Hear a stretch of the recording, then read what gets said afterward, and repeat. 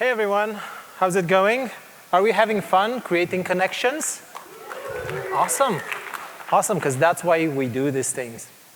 So this is my first RailsConf and my last RailsConf, so it's a little bit bittersweet. But we're in Philadelphia. It's one of my favorite US cities. Fun fact, Philadelphia has the oldest houses in the United States, so definitely go and check them out. I want to talk to you today about my learnings about the asset pipeline and how to use them effectively in apps and gems. The first disclaimer is that I've been wrangling assets in Rails for the past 9 years, and I still have to reference my past articles, tweets, and code. So a lot of love went into this. So if you think this is cool and you like it, please clap and say, wow, I love that. The second disclaimer is that I might get into some unorthodox approaches. I don't want you to use them, but it's good to know them. And the third disclaimer is that some of these things are mind-numbing. So when I see you falling asleep, I'll throw one of these on the screen. So I know you'll pay attention. So is everyone ready? Perfect. So we'll talk about all of these today, but one of my missions is to keep an appropriate level of whelmage. I don't want to overwhelm you, but not underwhelm you either. I want to keep it somewhere in the middle. So maybe you're wondering why I'm talking about these. I've been coding since 2010, so I've been hitting most of these problems. I came to Rails in 2016, and I had all kinds of questions like, what is an asset pipeline? What is Sprockets? Why do we need it? Can I not use it? Can I just do my own thing? Then I built Avo, which is a distributed Rails engine, so I had to distribute it to others.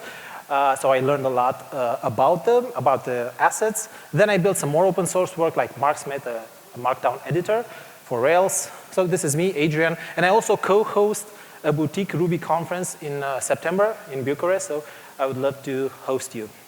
What are assets? Generally speaking, images, CSS, JavaScript, favicons, JSON, XML, and some other types of documents.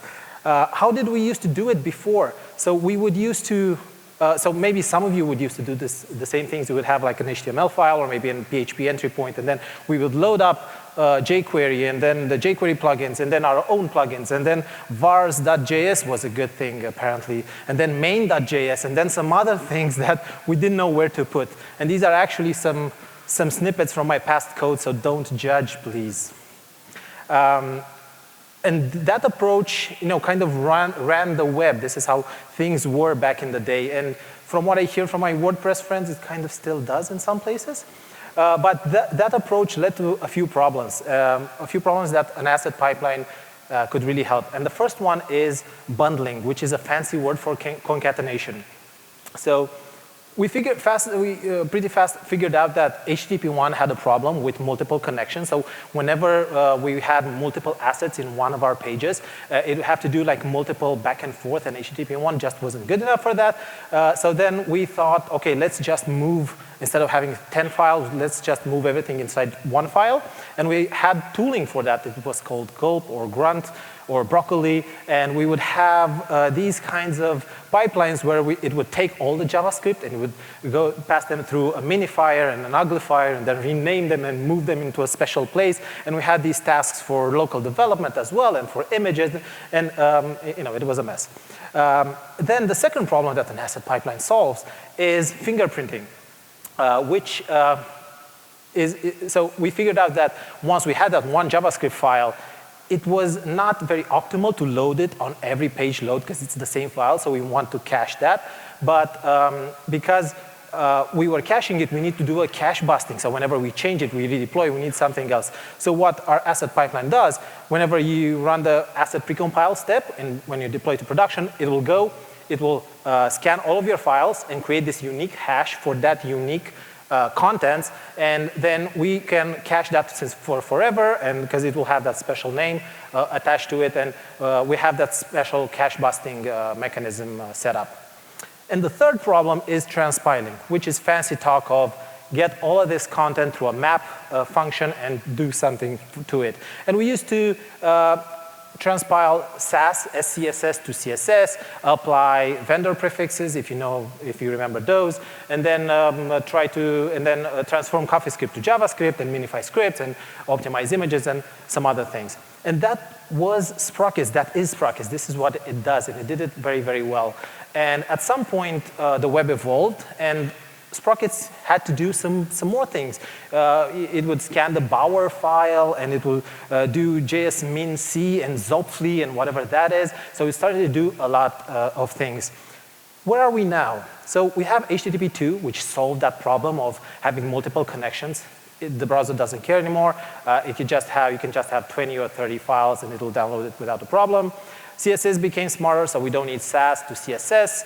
JavaScript became smarter, so we don't need CoffeeScript. And in 2021, 2022, DHH released Propshaft, which is a drop-in replacement for Sprockets. And it only does 4 things. It does fingerprinting for cache busting. It gives us a dev server for whenever we do things on our local machine. Just a little bit of transpiling if you need it, and adds a configurable load path, which is fancy work of telling Propshaft, watch this folder for me, and use those assets as well. And then it got a little bit better with import maps, JS bundling, and CSS bundling. Import maps is a rather new technology, which basically tells the browser, gives it a list of files and tells it to fetch them.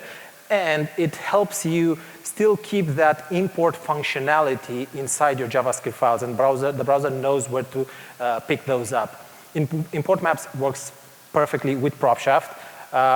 Import maps tells the browser which files to fetch, and Propshaft serves the files to the browser. Raidan Shkorik has a nice article about it, so you can definitely check that out. CSS bundling and JS bundling, these are special gems which leverage existing libraries to actually bundle your CSS for you. So for example, for CSS, it will install Tailwind, Bulma, or Bootstrap, and for JavaScript, it will install Rollup, Bun, Webpack, or another one, or ESBuild. And they are essentially filling the gaps of what Sprockets used to do and Propshaft doesn't, because they are special tools made for those pieces of code. Another two bigger tools that you can use is Webpacker, which is a fork of Webpacker. It's maintained by a third party. And Vite Rails, which is amazing. It'll do basically everything for you. It will bundle the code, transpile. It will build it for production. It will give you a great dev server. So definitely try that as well. So we have an overview. 2 asset pipelines, Sprockets and Propshaft. We have to use Propshaft now. Bundling tools, JS bundling, CSS bundling, Vite Rails, and the import maps-ish. If you want to serve JavaScript, you can do it using Propshaft, import maps, or Vite Rails. If you want to serve CSS, you can do it using Propshaft and Vite Rails. If you want to go fast, you use Propshaft and import maps. If you want a little bit of power, you use Propshaft, JS bundling, and CSS bundling. And if you want a little bit more power and a little bit of elegance, you use Propshaft and Vite Rails. That's it. Thanks for all. Was it that easy? No, it wasn't easy. It was quite complex, actually. But I'm glad some people thought it was easy. So it was a little bit complex, but even though we have that complexity, the fact that we have those tools, we have the guardrails, this is amazing for us. So as long as you follow the guardrails, you're going to be good. So let's get a little bit into the talk and talk about how we can leverage the asset pipeline to build Rails plugins effectively. And the question is it easy or not? And the answer is kind of so-so. So what are we building? My buddy Jeremy recently built Liminal, which is a new take on forums, and he has an amazing markdown editor. And I always wanted that to use in my apps, and I called him up, like, do you have this as a gem or plugin? He said, no. I asked, can I build it? And he said, yes, let's do that. And this is how Mark Smith came around. The fact that Jeremy's last name is Smith, and this is called Mark Smith, is that a coincidence? I guess we'll never know. So we're going to build ConSmith. Actually, we're not going to build it, but we're going to show how we can use the asset pipeline to build the assets and serve them to all kinds of Rails apps. At the end of the talk, you'll have links to the ConfSmith editor, so all the code there, and both the import maps and Propshaft versions of the Rails apps that uses it, so you can follow along there. For the rest of the talk, I want you to put yourself in the shoes of a library author. So you're not building an engine which you control and put inside an app which you control as well. You only control the engine, so the app can be built in multiple ways. So that imposes some kind of, a little bit of restriction for you as a library author.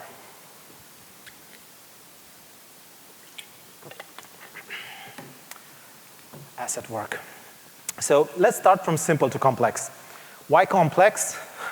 Because we don't have just one story around assets in Rails. And if you plan to release a library, you probably have to cover the whole spectrum. So these are some of the requirements of an app. Some users might have these, some don't. But you want to cover everybody, right? So there are a couple of decisions that you can take. So the first lowest hanging fruit is approach that you can do is use import maps. This will rid you of any build step that you might want to do. So using these two snippets of code will help you push a JavaScript file on an import maps app. So what we're doing here is creating our own import map RB file inside our engine. Then we are telling the parent app to actually use that import map RB file. And then we're telling Propshaft to actually serve the ConfSmith.js file from our directory, from our engine.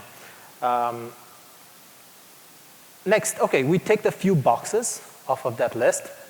But what if we need an NPM package? We have two options. We can bundle it into our gem, or we can tell the user to bundle it. Solution one, let's bundle it. We're going to install import map Rails. Unfortunately, the template for installing this does not work in an engine. You have to do a little bit of manual work, but it's all there in the repo. Then we pin that dependency, stimulus confetti, which I invite you to use. We pin that dependency inside our engine, and then we tell Propshaft to actually watch for the vendor/JavaScript directory where the dependency is actually pinned. And then the import map RB file is going to have that dependency and is going to show up in the hash, import map hash inside the browser. Solution two, you just tell the user to pin it in their app. So it's a little bit simpler for you. You just give the user this instruction, so they'll just run it and it'll be there. The difference between these two approaches is, for example, when you do the second solution, it's when you want to give control to the user to the versioning of the asset. So you might have a dependency that you use in your engine and they use in their app, so you might want to give them control to use whatever version they see fit. We ticked a few more boxes off of that list. But what if we need a little bit more power, maybe some transpiling, maybe a little bit of TypeScript? Well, I said we don't want to make the user have a build step, but we can have a build step inside our engine. So let's do that. We're going to add JS bundling. Then by just running yarn build, we'll have that JavaScript file put inside our app assets builds directory inside our engine. So that file is ready to go out to go out into the browser. And we can even remove these instructions for Propshaft because Propshaft will watch that directory. We ticked a few more boxes off of that list. So import maps are great, but not everybody's using that feature. The next big thing is JS bundling. So the parent app might have been generated with something like this, like --JavaScript/ES build.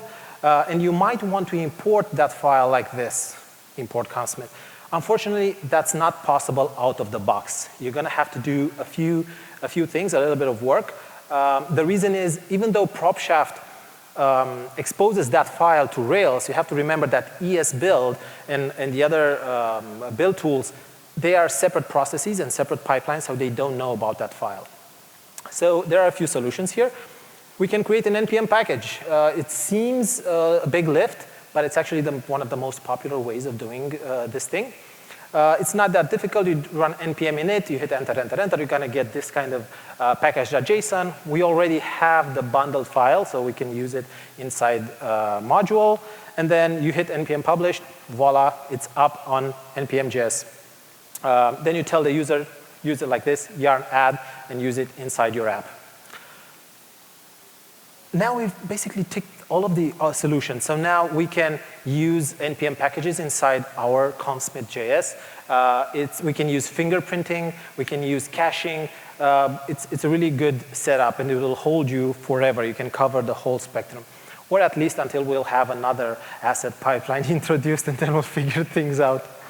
I talked about some unorthodox approaches. Again, I don't urge you to use them. And one approach is to actually write a rake task to copy that JavaScript file from the engine inside the main app, and they can run it and they can organize it however they want it. That's not perfect because that doesn't stay in sync whenever you update the package. The next best thing is to write a rake task to do a symlink between the engine and your app. Again, not the best thing ever. You can inject the file yourself if you're not doing stimulus controllers, and I'm going to talk about that. So what you can do is use a JavaScript include tag and just include the ConfSmith.js file, because we instructed Propshaft to watch that directory. The bad thing is if you want to use a stimulus controller, it won't be able to hook into your application right away. These are a few lines of code which show you how we do it at Avo, and I'm going to show you in a snippet. It takes a little bit of work. So what we actually do is we have a global config JavaScript object. We have stimulus controllers, an array, and then through a plugin system, we inject the JavaScript from our plugin inside the application HTML. Then again, through the plugin system, we can push on that stimulus controller, the name of the stimulus controller. We, in our bundle file, we take that array and just register all of those controllers from the plugin. And then you can you do your own thing, in application.js, and you register your, the parent app controllers, and you have everything running. And this is, actually, this is amazing because whenever we tell people to install a plugin, we don't have to tell them, oh, you have to do yarn install, and don't forget to do yarn update and all of that stuff. You just do bundle, add that gem, and you're off the hook, and that's a big flex in the author, space, library author space. Another unorthodox approach, which we use when we started Avo, Propshaft wasn't around. There wasn't too much documentation around Sprockets. Webpacker was around the corner, and there was a lot of talk about how to do that inside an engine. So what we wanted to do is give the user an engine with assets, specifically like JavaScript and CSS and very advanced ones, and not impact their deployment pipeline. So if they don't have Webpacker, that's fine. We have it, but we don't, if they have it, that's fine. So whenever they run assets precompile, our assets, they don't even go in there. So what we did, instead of hacking into the, hacking into the asset pipeline, we are using a middleware. So we compile over all of our scripts into a special directory called public/avo assets. And then we instruct using the engine, we create a middleware to expose that directory to the public. And then whenever you use these paths, whenever we use these assets, we use them from those paths. And again, we don't impact their build pipeline. And now when import maps came around, if they don't want to have a build asset pipeline, a build step inside their asset pipeline, that's just fine. What about CSS?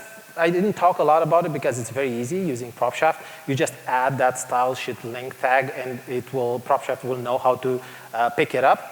You can even use imports inside your CSS files. You just have to use this URL function inside your CSS to be able to get the fingerprinted assets. That was my talk for today, and I want to see you tomorrow at our hack spaces. We have 4 repos with different issues we can talk about for JavaScript and Ruby, and from beginner to intermediate. And we have a very special FriendlyRB collectible. It's that frame which my sister and my dad handmade, and we don't give these. We give them only to speakers. So if you want something rather unique, you should go to the silent action and check that out. Thank you, everyone.